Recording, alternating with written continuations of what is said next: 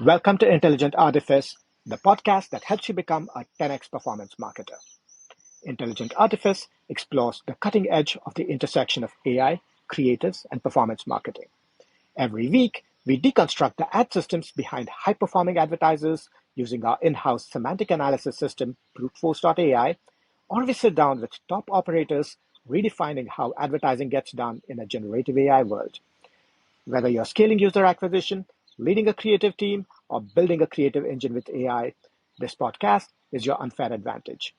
Intelligent Artifice is hosted by me, Shamant Rao, the founder and CEO of the boutique growth marketing agency Rocketship HQ. You can find out more about us at rocketshiphq.com.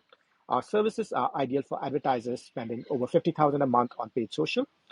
Check out the podcast website, intelligentartifice.net, or our newsletter, intelligentartifice.kit.com. Our guest today is Phil Carter. Phil is the founder and CEO of Elemental Growth.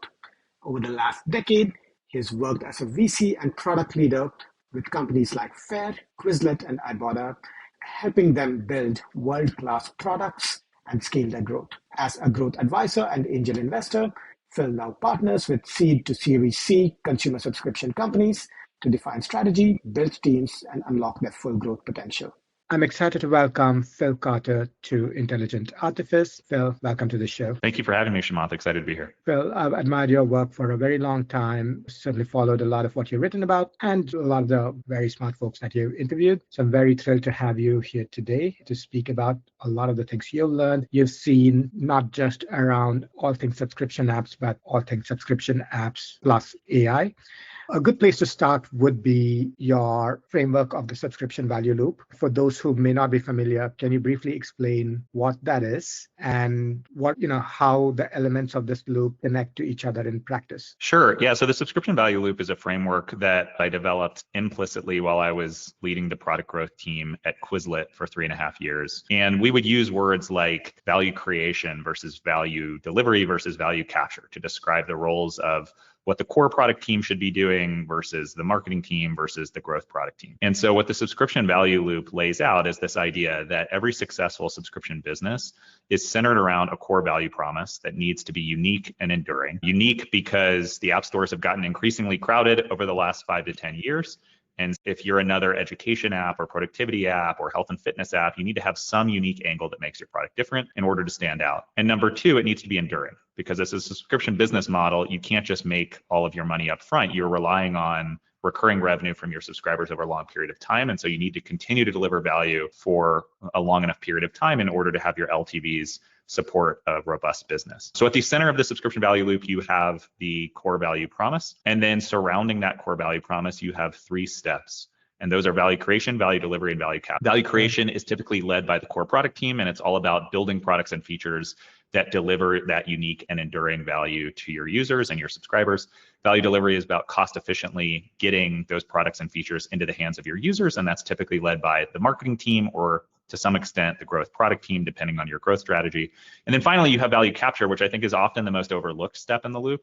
And that's all about converting enough free users into subscribers so that you have enough subscription revenue to reinvest back into the business in the form of product innovation and marketing. Yeah. And again, there are levels and layers in that. Certainly some of those will double click on. Just switching to how a lot of this might apply to AI and AI apps. Something I've noticed is that a lot of AI apps can look and feel very similar to each other. Somewhat pejoratively, they've been called wrappers. I don't necessarily think that's necessarily a bad thing. But in your perspective, what are you seeing as the things that separate the products that build lasting differentiation as compared to those that just get commoditized or don't really last? Yeah, it's a great question. I think there are a number of ways in which AI is changing the game for everyone, but in particular for consumer subscription apps, which is what we're talking about today. I think more than anything, the pace of innovation has just gone up multiple notches, right?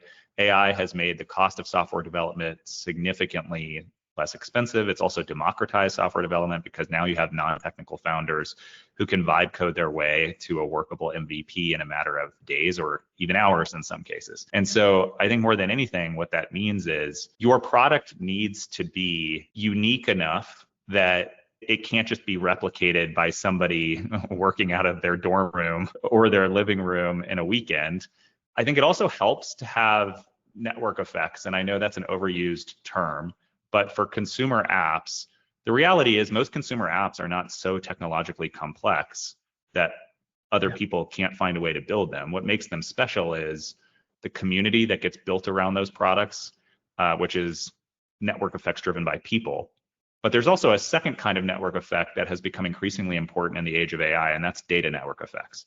So there's this idea that the more people use your product, the more information you have on how they're using it, what they're using it for, that you can then funnel back into personalized product experiences and better outcomes, which leads to more people using the product, which leads to more usage data. And so in the same way, like if you look at some of the most successful consumer apps that were built over the last decade, the flywheel was people using the product equals better product experience leads to more people using the product leads to better product experience, right? You could look at Strava, for example, and Strava has these community-driven network effects where the more people are on Strava posting their activities, talking about their bike ride or their long distance run, the more other people are providing kudos and responding to them, which leads to a stronger community, stronger network effects, which leads to more people joining Strava. And because of that, even if there are dozens or hundreds of other people creating apps for tracking your fitness activities, it's going to be very difficult to displace Strava because of those people-driven network effects that they've built into their experience. Well, now you have these data network effects. And so I'll give you one example, which is Duolingo.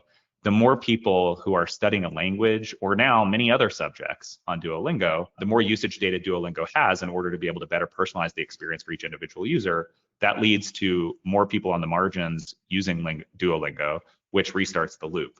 And so these are the types of compounding effects that I think consumer app founders need to look for to make their products defensible over time. Yeah, and I think network effects is one of those things that is spoken about a lot, but in practice, it's kind of very underrated, in part because I think it's very, very hard to execute. I noticed this firsthand when I worked with the Words with Friends team that was at Zynga. And I think one of the things that astonished me was really one of the charts that we would look at often was retention of a user that has one friend versus somebody that has none. Because technically you could play against bots. That was astronomical, right? Somebody that had just one friend in the game. And that retention kept going up the more friends they had in the game, which again was mathematically very surprising to me. And that was very underappreciated, even for somebody that had come from within this space. So I completely get and understand that, right? And just speaking of differentiation, right? And I imagine that's also why all three stages of the value loop are so critical, because otherwise anyone could replicate the business. But if you're covering all three of those stages of the value loop, there is something lasting that you're hopefully building. But again, with a lot of AI apps, something I've noticed is that it's very easy to get a lot of top of funnel growth because AI is buzzing. TikTok, a great channel to get a lot of top of funnel stuff, but even paid channels like Meta, if you put something out that's very trending, that can do really well. Somebody I know was posting on LinkedIn that there was an app that was called Nano Banana, which had nothing to do with image stuff, and it really took off. So it's easy to sort of get people in the door on something that's buzzing, but retention is really much, much harder to nail. A lot of these products have very poor retention. I've noticed this. A lot of people I know have noticed this. So let's just say you see poor retention. How do you tell whether that's just driven by buzz and hype versus a deeper product market fit issue? Yeah, that's a great question. I think this really comes down to product analytics, right? Understanding not all users are created equal and not getting lost in the averages. So even before AI, if you're a rapidly growing consumer startup, then you're getting a mix of different types of users. And this is obviously oversimplifying it, but at the highest level, you can think of them as tourists versus true believers, right? So tourists, they hear about your product. It might be through word of mouth. It might be through social media. They come, they give it a try, but they were never really the ideal customer profile to begin with. And so they churn pretty quickly. They never subscribe. They never generate any value for your product. Whereas the true believers are the one that your product is built for from the beginning. And so when they come to your product experience, whether that's through your website or through your mobile app, they stick around. And ultimately, a high percentage of them end up subscribing and retaining over time, because the product is built for them. I think AI has just made that even more dramatic, right? Because with AI, you have what's been called the tourist effect, where there's so much hype around these new products, both for consumers and even more so for prosumers, right? Because prosumers are worried about getting left behind. They're worried that if they don't keep up with the latest AI tools, then they will become increasingly irrelevant and it will be difficult to find or keep a job. And so as a result of that, you're getting even more tourist traffic to products of people giving the product a shot, but not ultimately retaining. The only real antidote for that is robust product analytics that help you understand who are the users coming to my product, which channels are they coming from, are we getting a higher percentage of high intent users from channel A versus channel B versus channel C? And then based on that, you can make a determination as to whether the product growth is healthy or not. And I'll give you a specific example. We're working with one client, I won't name them, but we're working with a client in the AI space that is growing very, very fast. A lot of their growth comes from TikTok and Instagram, and much of their usage comes from Gen Z women, right? So women who are either in their teenage years or they're in their early or mid 20s. And every once in a while, they will run a campaign on TikTok or Instagram that does really, really well, which will draw in a massive surge of new user traffic. But oftentimes, particularly on TikTok, that surge of traffic comes from much younger users who are lower intent and at the very least don't have the willingness or ability to pay for a subscription. And so in the absence of product analytics, this could really throw off their understanding of how the business is doing, because they might see their subscriber conversion percentage go way down very quickly. But when you peel back the onion, you can figure out that, oh, okay, subscriber conversion went down this week because we had this really successful TikTok campaign that brought in younger users with lower purchase intent. And as a result, subscriber conversion went down, but that's not necessarily a bad thing because we're just bringing in more users through the top of the funnel. That's still good for awareness and buzz. But if we strip those users out of the equation, subscriber conversion just still looks healthy. It's just that the denominator of new users grew and they were lower intent. And so that pulled conversion down. Yeah, and that's a great example because certainly I have seen, especially users coming from TikTok, to have much poorer retention, much poorer engagement. And you have to factor for that. And I think something that was also implicit in what you said was it's not always deterministic, right? Because if you have Meta running, Apple Search running, and this surge from TikTok, you kind of know that TikTok caused this, but you can't really say users XYZ came from TikTok, not always. So I think part of it is also just being able to triage the different things that are going on along with your analytics, I would imagine.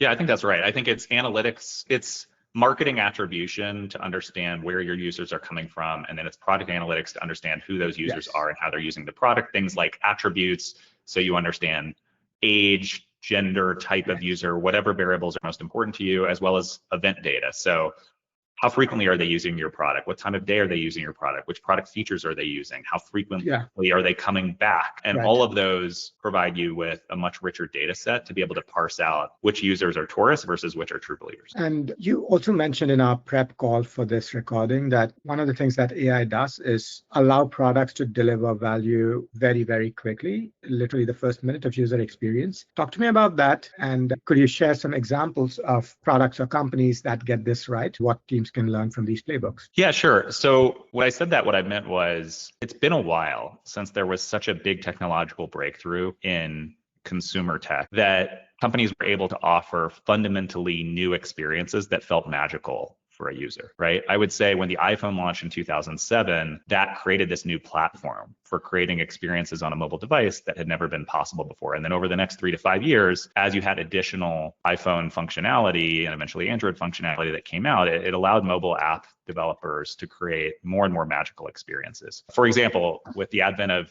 GPS on a mobile device, companies like Uber or DoorDash or Strava that I was mentioning earlier became possible for the first time. And that felt like a magical experience when Uber first came out, right? We forget today that for years and years, you had to sit on a corner and wait for a taxi to show up. And that could take a very long time. And now with the click of a button, you've got an Uber coming directly to you in a matter of minutes or even seconds. And that felt magical. Then many years went by before there was really such a big technological breakthrough that it was possible to deliver these magical experiences to consumers. Well, AI has ushered in a new wave of those opportunities. And when ChatGPT first went into the mainstream in late 2022 and early 2023, I think that's the perfect example of a magical experience that people had never seen before. They type in a prompt and suddenly they're getting these outputs that are blowing their mind because they've never seen anything like that before. And so now you have consumer apps that are building on top of these LLMs. And one example of a client we're working with is called Tolan. They've built this AI companion product that allows you to go through this very brief onboarding flow where you answer a few questions from a character that they call the Oracle about yourself. Who are you?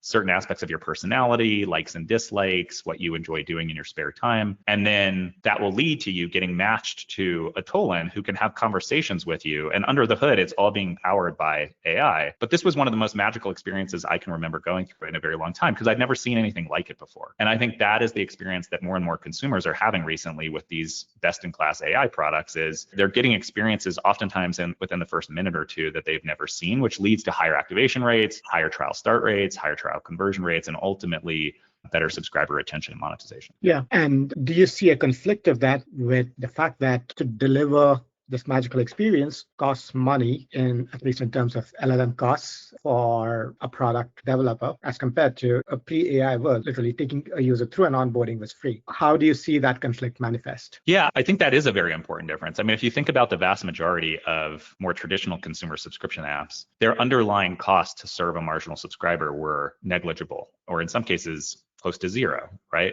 If you have an additional subscriber on Duolingo or Strava or Tinder, your costs are essentially zero at scale. Yeah. But with AI, that's not the case because you have the underlying compute costs to support the LLMs. And in cases where this isn't just text, but it's audio or even video content, then the cost can actually become fairly significant to the point where in some cases you've got power users using these products who are using them so intensely that they actually end up becoming unprofitable. Right? The costs of those users ends up outweighing the revenue that they're paying the business, because if they're paying a flat subscription fee per month or per year, but they're using the product heavily enough to where the costs outweigh the revenue, then they're unprofitable. So what that has meant is you have companies like Gamma or 11 Labs that are finding ways to make sure they, at the very least, understand the usage patterns of their power users and the cost that those power users are generating. But then in some cases, adding credit systems to where even if you're a subscriber, you have to pay an additional amount of money for AI credits to use the product beyond a certain point. And that helps to ensure that they're remaining profitable even on those power users. Yeah, and the pay-as-you-go model, that is something I've been increasingly seeing in a number of AI products. And I think the other example that comes to my mind is a lot of the AI coding tools like Cursor, Windsurf and stuff. They have a pay-as-you-go model because otherwise I would consider myself a power user and I hit those limits all the time. And I can see how that would be so important for the sustainability of these models. Unless you're like Claude, where you just give the limits you just have the user bump up against limits. You just don't let them proceed against one of the premium models. You could do that, but that's not always a great user experience. Yeah, I agree. And that's a trade-off that these companies are having to navigate. So in some cases, I'll give you one example, which is 11 Labs recently launched a new consumer app called Reader, 11 Labs Reader, which allows users to either bring their own content to 11 Labs and have it converted from text to speech so that they can listen to it in audio format, or they can get access to pre-existing content on the 11 Labs Reader marketplace. They have experimented with multiple monetization models and have explored using AI credits on top of a subscription to ensure that their power users who are using the product very, very heavily for hours and hours a day in a lot of cases remain profitable. To give a counterexample, there are other products, and I think Gamma is a good example of this. I had John Nerona, who's the co-founder and chief product officer at Gamma, on my podcast several months ago. And he talked about how they know that in certain cases, they have Gamma users who are using the product heavily enough to where their margins narrow or even in some cases negative. But that's okay with them because overall the company is growing tremendously fast. A lot of their growth is coming organically. Overall, they're very profitable. And so as a result, they're comfortable taking a loss on a small segment of power users because they know that they're in this blue ocean market and the upside is very, very significant. And so they're happy to have these power users be the number one evangelists of the product and spread it organically through word of mouth, even if it means that those users are less profitable or even unprofitable in certain cases. Yeah, and I think that ties into what you said earlier around community, because I think word of mouth is very conceptually similar to community, and that makes so much of a difference in the sustainability of a product. And because even if this user in isolation is unprofitable, they're inviting 5 of their friends, or they're just talking about it, and five people come through that word of mouth, the unit economics changes massively. And I would imagine that math makes complete sense for a product like Gamma. And again, which makes sense in the context of what you said earlier as well, in terms of the network effects, just as well. Right? And speaking about acquisition again, what are some of the shifts you're seeing around acquisition? Specifically, I know there's generative engine optimization, and there's a lot of changes on the paid acquisition side. So what are you seeing as a very strong user acquisition playbook to be in a post-AI, in an AI era today? Yeah, I mean, there's a lot of change happening, but a couple of the ones that you just referenced there are one, on the paid acquisition side, I think companies are investing in more and more AI tools in order to accelerate their ability to generate more ad creatives at scale. So examples would be Suno for generating AI music, VO3 for generating video content, 11 Labs for creating spoken audio content. All of those are tools that can be used to go from tens of creative concepts per month to hundreds or even thousands of creative concepts per month. And I had a couple of other guests on my podcast, Miranda Payne from Runna, which recently got acquired by Strava, and then Olivier Lemery, who is the VP of Growth at Photoroom. And they both talked about how their teams are now generating 400 plus creative concepts per month because they're leveraging these AI tools to just accelerate the velocity of creative testing. So that's one big trend that I'm seeing. The second big trend is on the organic acquisition side. And I would break that down into 2 categories broadly defined. One is just generating more word of mouth, but oftentimes generating word of mouth starts with just creating a magical product experience, which we talked about earlier. The second is finding ways to drive content supported growth. And so that can come in the form of using AI tools to generate more programmatic pages for your site. This is a strategy that doesn't work for every company or product, but for the ones that works for it can be very powerful because you can generate hundreds, thousands, even millions of pages of content using AI and get that content to be crawled and ranked by search engines like Google, which powers traditional search traffic through SEO. The other piece of this, which you referenced, is generative engine optimization, or GEO. I've also heard it referred to as answer engine optimization, or AEO. But whether you call it GEO or AEO, the idea is now instead of having content crawled and indexed by Google and other search engines, it's being surfaced through LLMs like ChatGPT or Claude. And so finding techniques that allow your content to have the highest probability of showing up in those results is one of these like new frontiers of growth strategy. Yeah, definitely right. And just speaking of double clicking on some of the things you said, with paid acquisition, definitely I'm seeing that's our primary focus. And even for relatively small products, we produce hundreds of ads monthly. So I'm seeing that trend. And there's also the counter trend, if you will, of AI slop. And I've written about this on my newsletter and talked about this, that it's just easier than ever to make hundreds of terrible ads. How do you see that counter force in the products that you're noticing? How do you see that dynamic play out? Yeah, I don't have a ton of direct experience with that, but what I'll say is I have worked with a couple of clients that are trying to use AI to programmatically generate content. And what I find is that oftentimes, not always, but oftentimes that content doesn't rank particularly well because it's just not original. And so if you're using an AI algorithm that is taking inputs that already exist on the web and using it to create outputs, then to me, that's the definition of slop, right? Because there's not any new signal. And so the key is, okay, that's fine. If you're going to use AI to create content, that can be powerful, but there has to be a way of enriching that content to make it net new and original. Otherwise, it's not generating any incremental value. And I think Google has gotten very good at sniffing out that content. And at the very least, it doesn't rank well, which means it has no positive impact. And at worst, Google may actually penalize you for it because they view it as low value duplicative content, which negatively impacts your SEO performance. 100%, right? And I'm curious if you would agree with this, but the way I've seen this play out, at least in the ad space, is anything that's done without very much human involvement or thought or strategy is a slop that ends up performing very poorly as ads or even as SEO, as you pointed out, versus, again, this is even on our team, when we have scaled to hundreds of ads, we still want to have a human really closely monitoring and QAing everything. having a very clear hypothesis for why something's made, have a weekly testing loop for that's really defining exactly what we're trying to test. And sometimes when we've either inherited accounts or audited accounts that basically have 100 terrible ads, you can see night and day that this was just very made automatically, somebody pushing a button getting 100 ads. And so the way I've sort of characterized that is anything without clear human involvement tends to do badly. I don't know if that's something you would agree with, or if you would characterize it very differently. No, directionally, I think that's right. I think AI is changing so many rules so quickly that it's hard to make blanket statements. The human should always be in the loop, but in general, that is what I've seen. No, I agree. And a lot of things have changed, even with the human in the loop situation. Like even a few months ago, we were like, oh, AI can't really do realistic UGC, and now it can. So you're right. A lot of these, I try to remind myself to be careful about blanket statements like that. So thank you. And something that's been in the news last couple of weeks is the GPT apps. And a lot of the buzz has been around the fact that ChatGPT and AI LLMs could be the next big distribution channels. So what are some of the early signs that can tell you that a product or company has product channel fit? And do you see GPT or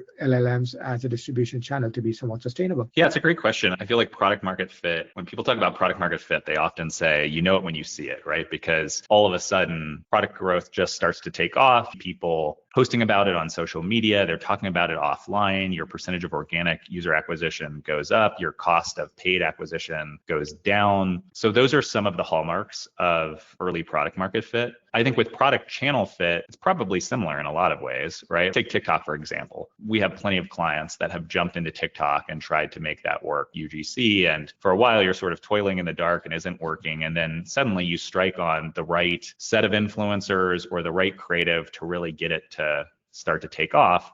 And I think the indications that it's working are higher hit rates, like a higher percentage of creative concepts that are actually working, more engagement to the extent you're paying for ads on these channels, seeing CACs go down, also seeing higher quality users come in from those channels. Because to have a real product channel fit, it's not just about driving impressions, it's about actually driving conversions into registered users, activated users, and paying subscribers. And so I think those are some of the indicators that you have product channel fit. As far as will ChatGPT and these new ChatGPT apps be the new distribution channel, I think it's very promising. I mean, in many ways, it's reminiscent of the early days of the App Store, but it's so early that it's difficult to say. So we'll have to see how it plays out. Yeah, and I think it's also difficult to control as a product developer. For all the talk of AEO, and again, please correct me if I'm missing anything, but for all the talk of AEO, I don't think there's a very clear documentation on how you'd nail distribution there. We're all learning from experience, but I don't think the platforms themselves have made it very clear how you get distribution out of them. And to switch gears a bit, you're a former VC,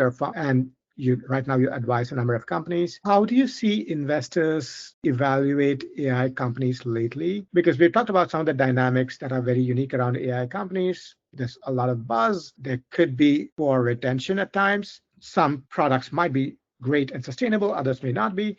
So how do you find that investors are evaluating AI companies differently from, let's just say, a non-AI company? What are some of the most important metrics or signals that you're finding to be most important and meaningful while evaluating companies as an investor? Yeah, well, I should say, I mean, I spent a few years as a VC when I was an associate at Trinity Ventures. That was 2013 and through 2015. And I do some angel investing, but it's not like I'm a full-time investor now. And so my understanding of how investors are evaluating AI companies differently primarily just comes from my experience as a venture advisor for NEA and my relationships with a few other VC firms. But to speculate, I think some of the key things that have changed relate back to what we were talking about earlier, right? Ultimately, what investors are looking for fundamentally, I don't think has changed. They're looking for a really strong, authentic co-founding team that is very well aligned with the company and the product they're building and the target customer they're serving. They're looking for a unique product that isn't easily replicable, that provides an enduring value promise to its users, which goes back to what we talked about in the context of the subscription value loop. And then they're looking for certain metrics that serve as heuristics that it's working. And so those metrics include certain thresholds of ARR, 1 million in ARR, 10 million in ARR, 100 million in ARR. These are sort of benchmarks for Series A, Series B, Series C. They're looking for unit economics. They want to see strong LTV over CAC ratios. If it's a model that is heavily dependent on paid user acquisition to scale, they want to see return on ad spend that ideally is north of 100%. They want to see rapid payback periods for consumer. That often means within the first 3 to 6 months, or ideally even within the first week. And they want to see delight from users and subscribers. They want to see high net promoter scores, high product market fit scores. They want to see positive 5-star ratings on the App Store, which is an indication, more of a qualitative indication, that people are really getting value out of the product and evangelizing it to their friends and family members. So I think all of that hasn't really changed. I think what has changed is, AI makes things more easy come, easy go. It's more possible than ever to build a product and get it to 1 or even 10 or even 100 million in ARR much, much faster than was possible before. But that also means that it's easier for competitors to come along and steal market share. And so just because a company has achieved a certain level of scale doesn't necessarily mean it's safe in a world where there's so much innovation and disruption happening so quickly. So my guess is, on the margins, AI puts even greater emphasis on retention, because we talked about the tortoise effect. We talked about how growth can happen very quickly, but if it's not sustainable growth, then it can also be lost very quickly. So I think all else being equal, investors probably paying even more attention to not just, is this product bringing users in and converting them into subscribers, but are those subscribers actually sticking around? Because that's the foundation for any successful business in the long run. Yeah.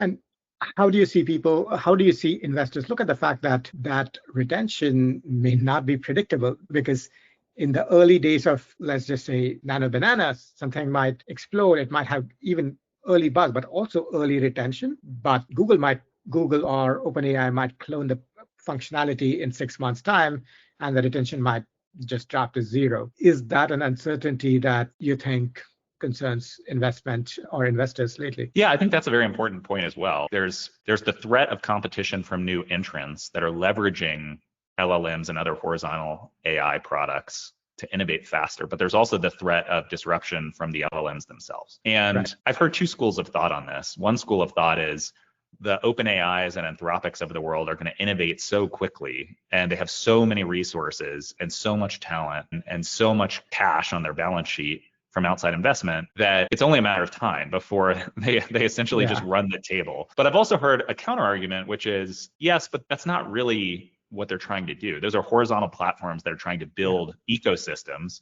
and nourish new vertical apps that are focused in specific categories and specific customers and specific use cases. And I think the answer is probably it's a little bit of both, right? If you look at Apple, which has created one of the largest and most robust app ecosystems in the world in the form of the App Store, for the most part, they are not directly competing with individual app developers, but that's not always the case. There is Apple Music, which competes with Spotify. There is Apple Fitness, which you could argue competes with Strava or some of these other fitness apps. And so my guess is it will play out similarly, where you will have cases where ChatGPT and Claude, or the companies behind those consumer services, start to build more verticalized app experiences for customers where the market is large enough and the opportunity is significant enough. But I don't think they're going to run the table. I still think there's going to be plenty of room for innovation from individual developers. Yeah, I think that's been my observation as well. I was listening to an interview with, I think, one of the founders of ChatPDF,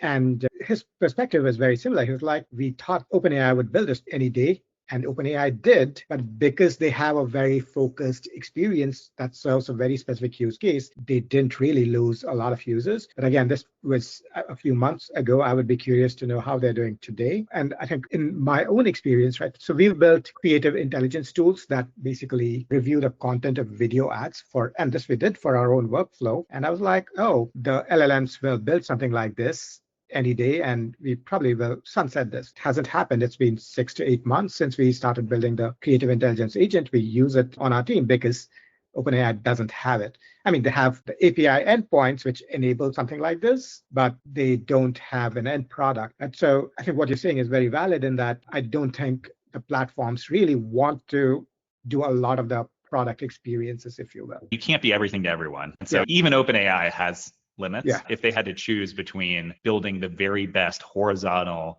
AI-powered platform in the world, which they're already in a dogfight with Anthropic and Google and others to do, versus investing their time and resources in vertical category-specific applications, I think it's pretty obvious which they're going to choose. And at some point, if they emerge as the uncontested leader, then yes, they will start to go more and more into vertical apps the way that Apple has. But I don't think that is going to be their focus anytime soon. Certainly. Or the way that Google has over the last 2 decades or so. I certainly remember the time when even Gmail seemed like, oh, wow, that we didn't see that coming. So I can imagine that as well. Now, to switch gears a bit, you said you've been a gamer yourself, and we've all seen how AI seems to have supercharged consumer subscription app growth, product growth, if you will, broadly. It hasn't quite sparked the same kind of breakout growth in gaming. And if anything, gaming's more or less plateauing. What do you think explains that dynamic? And what do you think might trigger a change in that dynamic? Yeah, it's a great question. This is one that I've been asked a couple of times. And I'll say, yes, I've been a gamer in the past here and there, but I've never been such a serious gamer that I would consider myself a gaming expert. I've also never worked in the gaming industry. So take all of this with a grain of salt. But thinking about it from first principles, my perspective is the first question to ask is, has AI fundamentally changed any key aspects of what leads to an amazing gaming experience? And I think on the margins, the answer is yes. Using AI algorithms, you can hyper-personalize a gaming experience in ways that maybe weren't possible before. You can certainly create new gaming apps faster and more efficiently. But in terms of the end user experience, is playing Fortnite 10x or 100x better with AI than it was before? No, I don't think so. I think we've yet to see the killer application of AI within games that makes the end user experience one or multiple orders of magnitude better. Unless and until that happens, I view AI as more of a marginal improvement to gaming experiences versus a transformational improvement. That's a great perspective, because again, the elements of what makes a game fun hasn't fundamentally changed. You could argue that the iPhone as a form factor was a significant change, which unlocked and enabled a lot more people to play as compared to pre-iPhone. That hasn't quite happened post-AI. And I think that's a valid perspective as compared to consumer apps where you have AI coding tools, and you mentioned Tolan for that matter, right? And I think there are completely new use cases emerging, which I don't think has happened with gaming. And I think that's a great perspective. Yeah. With all the buzz around AI, there's also speculation that we might be in an AI bubble. Certainly there's articles that I've read that suggest that all the big LLMs are financially unsustainable just based on their valuation, their cap structure, all of the stuff. And there's also speculation that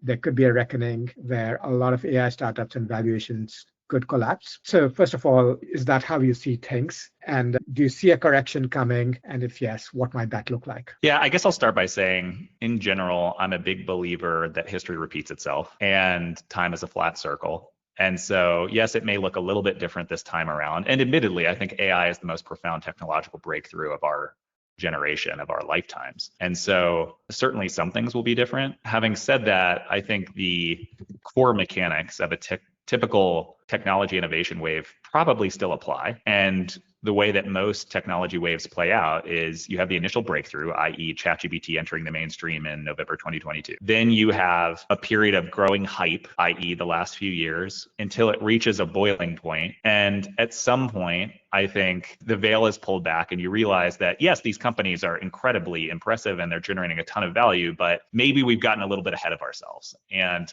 the growth forecasts on even some of the market leaders in AI, let alone all of the smaller startups in the ecosystem, have gotten too aggressive. And oftentimes this will start with one of the vanguard, in this case, that might be Google or Facebook, right? Releasing a report that indicates that earning expectations related to AI maybe need to be ratcheted back a bit. This is completely hypothetical. I have no basis for saying that's going to happen with Google or Facebook or anyone else, but that's often where it starts. And then that causes financial analysts and other members of the ecosystem to step back and wonder if we've gotten ahead of ourselves. And then it has this cascading effect that can go all the way down to early stage venture investors, to startup founders. And so the whole ecosystem sort of takes a collective breath and a collective step back. And then what ends up happening is you have this valley or nadir where a number of pretenders in the space get washed out. But then the companies that are able to survive that and come through on the other side end up arguably stronger than ever, right? Because the competitive field has thinned. They've weathered the storm. They've also gotten more efficient by going through that sort of crucible moment. And now they're able to grow more sustainably. And the technological wave enters a sort of new steady state that feels more robust and sturdy.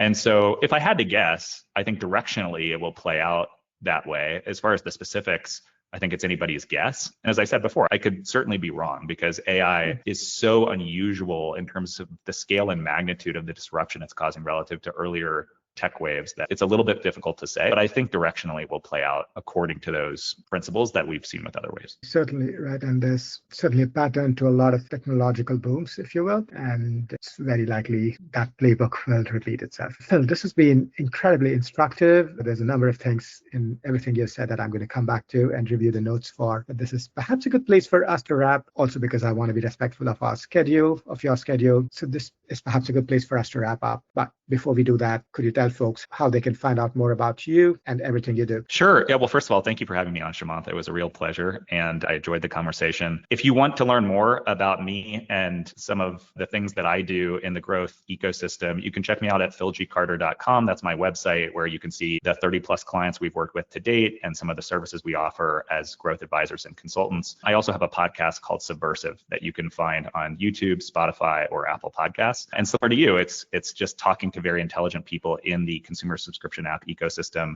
and specifically talking about the growth stories that inflected growth for these businesses. Excellent. And we will link to all of that in the show notes. But for now, this is a good place for us to wrap. Thank you again, Phil, for your time. Thank you, Shamanth. It was a pleasure.